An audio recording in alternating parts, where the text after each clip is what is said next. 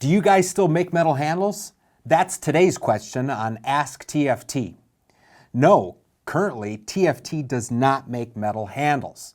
And that's because the metal handles we used to make back in the day when we first started in the early 70s, the metal handles were becoming permanently damaged or deformed, putting the nozzle completely out of service, especially after the common abuse and the work the front line nozzle sees on the end of a hose line. So that's why we made the switch over 25 years ago to Zytel. Zytel's a nylon handle. Now that nylon handle is still strong, but it has extra flexibility. And that flexibility allows us to use and abuse the nozzle on the fire ground like we normally do in the heat of a battle.